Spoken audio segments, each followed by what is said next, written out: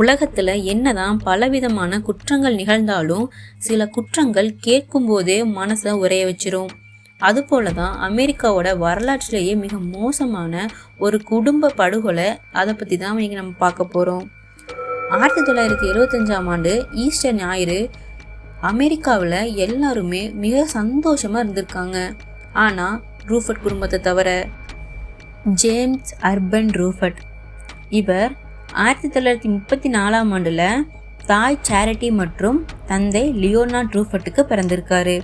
அவரும் அவரோட மூத்த சகோதரன் லியோனார்ட் ஜூனியரும் ஹாமில்டன் நகரில் வளர்ந்துருக்காங்க.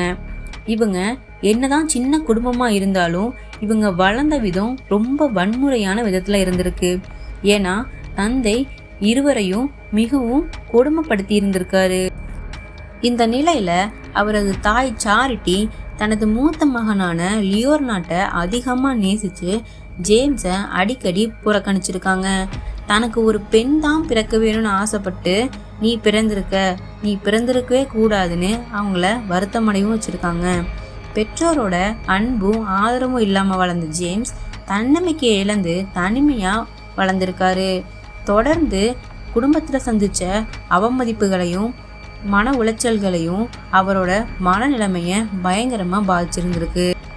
மேலும் வீட்டை சுற்றி கோழிகளை வளர்க்க வேண்டும்னு தந்தையோட பிடிவாதத்தினால கோழிகளை வளர்த்துருந்துருக்காங்க. ஆனால் ஜேம்ஸுக்கு கோழியோட இறகுனால அலர்ஜி ஏற்பட்டிருக்கு.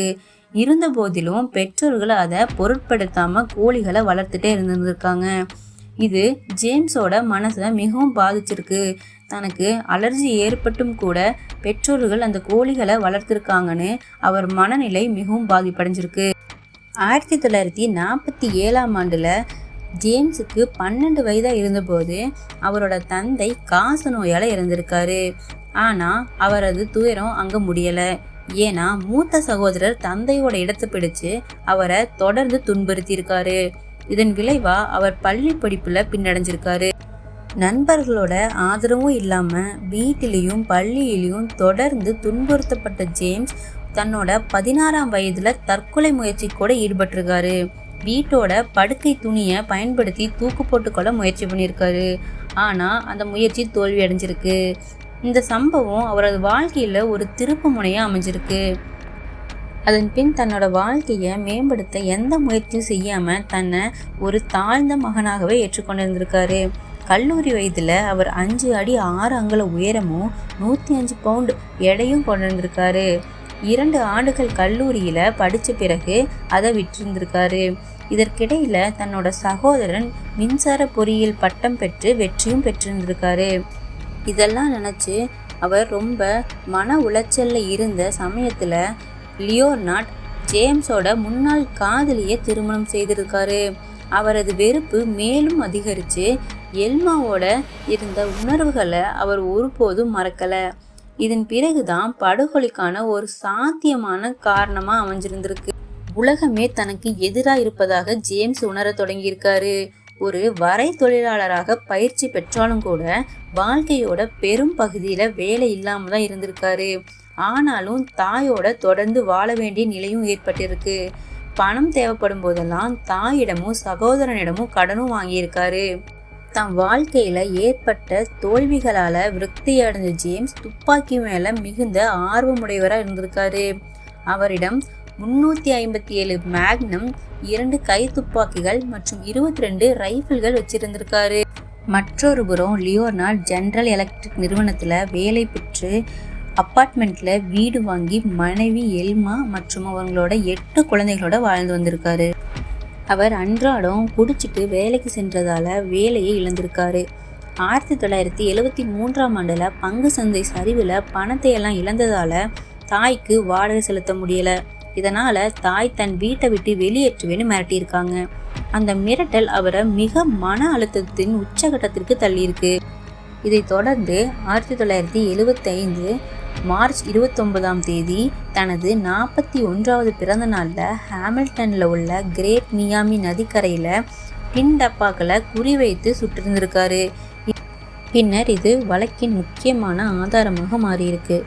அன்றிரவு 19ஆம் ஹோல் காக்டெயில் லாட்ஜ் என்ற மதுபான விடுதியில் அவர் பல மணி நேரம் குடிச்சிருக்காரு. அங்கே பணியாற்றிய 5 குழந்தைகளின் தாயான வேண்டா தாய் தன்னை வீட்டை விட்டு வெளியேற்ற போவதாக கூறியிருக்காரு. அடுத்த நாள் ஈஸ்டர் தினம். உடல்நலம் சரியில்லாத சாரிட்டி தனது மகன் லியோனார்ட் மற்றும் அவரின் குடும்பத்தினரை மதிய உணவுக்கு அழைச்சிருக்காங்க. மாலை 4 மணி அளவில் ஜேம்ஸ் எழுந்திருக்காரு.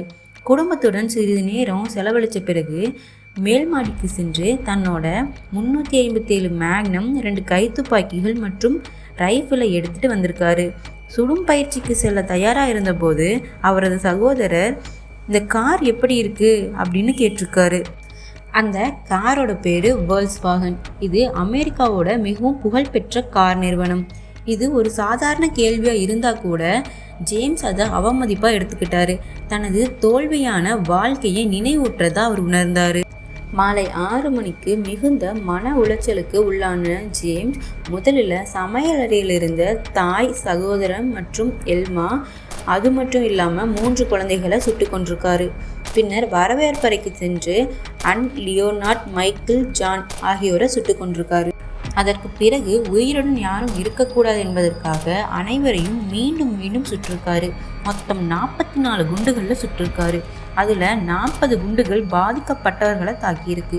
முழு படுகொலையும் 5 நிமிடங்களுக்குள்ளேயே முடிஞ்சிருக்கு. பின்னர் 3 மணி நேரம் சடலங்களுக்குடன் அமர்ந்து தற்கொலை செய்யலாமா என்று யோசிச்சிருக்காரு. ஆனால் அது பாவம்னு நினச்சி அது செய்யலை. இறுதியில் 911க்கு அழைச்சி இங்கே துப்பாக்கி சூடு நடந்திருக்குன்னு சொல்லியிருக்காரு. போலீஸார் வந்தபோது அவர் கதவோட அருகில் அமைதியாக இருந்திருக்காரு. உள்ளே நுழைந்த அதிகாரிகள் வாழ்நாளில் மறக்க முடியாத காட்சியை பார்த்துருக்காங்க. ரத்தம் மரத்தளங்களில் ஊற்றெடுத்து அடித்தளத்திற்கே சென்று சொட்டியிருக்கு. 11 பேரோட உடல்கள் வீட்டில் கிடந்திருக்கு. அவரோட தாய், சகோதரன், மைத்துனி மற்றும் 8 குழந்தைகள். இதை ஜேம்ஸ் ரூஃபர்ட் 11 கொலை வழக்கில் கைதும் செய்யப்பட்டிருக்காரு. அதன் பிறகு அதிகாரிகள் ஜேம்ஸை கைது செஞ்சுருக்காங்க. நீதிமன்றம் அவருக்கு 11 ஆயுள் தண்டனைகளை விதித்தது. சட்ட நுணுக்க குறைபாடுகள் காரணமாக இந்த தீர்ப்பை உச்ச நீதிமன்றம் ரத்து செய்தது. புதிய விசாரணையில் நீதிமன்றம் இவருக்கு பகுதி மனநல குறைபாடு இருந்ததாக ஏற்றுக்கொண்டது. தாய் மற்றும் சகோதரனை கொண்ட 2 வழக்குகளுக்கு மட்டுமே ஆயுள் தண்டனை வழங்கப்பட்டது. மீதமுள்ள 9 பேரின் கொலைகளுக்கு மனநல குறைபாட்டை காரணமாக காட்டி குற்றமற்றவர்னு அறிவிக்கப்பட்டார். ஒஹிகோ சிறையில் அடைக்கப்பட்டிருந்த இவருக்கு பல முறை பரோல் கோரியும் நிராகரிக்கப்பட்டது. 47 ஆண்டுகள் சிறைவாசத்திற்கு பிறகு ஜூன் 4, 2022 அன்று தனது 88ஆம் வயதில் சிறையிலேயே இயற்கையாக மரணமடைந்திருக்காரு. இந்த கிரைம்லேருந்து நான் கற்றுக்கிட்டது என்னென்னா, நம்மளில் சில பேர் கடந்த கால காயங்களை பிடிச்சு வச்சுட்டு வாழ்கிறதால நிகழ்காலமும் எதிர்காலமும் 2மே பாதிக்கப்படும். வாழ்க்கையில் எவ்வளோ கஷ்டம் வந்தாலும் கோபத்தில் எடுக்கிற ஒரு தவறான முடிவு ஒரு மனிதனோட வாழ்வை அப்படியே மாற்றிடுது. இந்த வீடியோ உங்களுக்கு பிடிச்சிருந்தா லைக் பண்ணுங்கள் அண்ட் சப்ஸ்கிரைப் பண்ணுங்கள். இந்த மாதிரி வேறு என்ன வீடியோ போடலான்னு சொல்லி கமெண்ட் பண்ணுங்கள். அடுத்த வீடியோவில் பார்க்கலாம். டாட்டா.